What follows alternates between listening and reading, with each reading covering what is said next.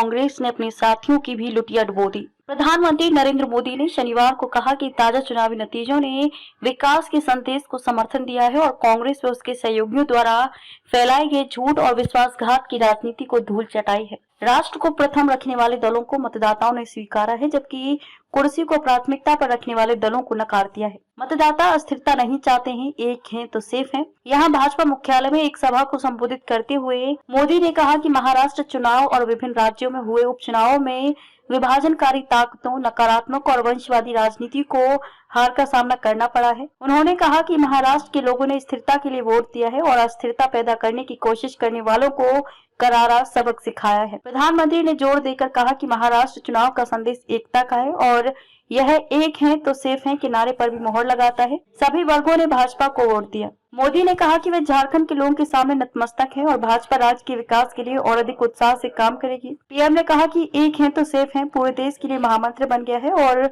इसने उन लोगों को दंडित किया है जो देश को जाति और धर्म के आधार पर बांटना चाहते थे। उन्होंने कहा कि समाज के सभी वर्गों ने भाजपा को वोट दिया है। उन्होंने कहा कि कांग्रेस और उसके तंत्र ने सोचा था कि संविधान के नाम पर झूठ फैलाकर वे एससी, एसटी और ओबीसी को छोटे छोटे समूहों में बांट सकते हैं। यह उनके मुंह पर जोरदार तमाचा है। लोगों ने विभाजनकारी ताकतों को धूल चटा दी है। कांग्रेस और उसके सहयोगी देश के मूड की बदलती वास्तविकताओं को समझने में विफल रहे हैं। उन्होंने जोर देकर कहा कि मतदाता स्थिरता नहीं चाहते हैं और वे राष्ट्र प्रथम में विश्वास करते हैं और कुर्सी पहले का सपना देखने वालों को पसंद नहीं करते हैं। नड्डा बोले, जनता ने तुष्टीकरण की राजनीति को नकारा। भाजपा अध्यक्ष जेपी नड्डा ने शनिवार को महाराष्ट्र विधानसभा चुनाव और विभिन्न राज्यों के उपचुनावों में पार्टी की जीत को ऐतिहासिक बताया। उन्होंने कहा कि लोगों ने देश के विकास के लिए पीएम के दृष्टिकोण पर फिर अपनी मोहर लगा दी है। विपक्ष की विभाजनकारी और तुष्टीकरण की राजनीति को लोगों ने नकार दिया है। घुसपैठ के खिलाफ आखिरी सांस तक लड़ेंगे। भाजपा मुख्यालय में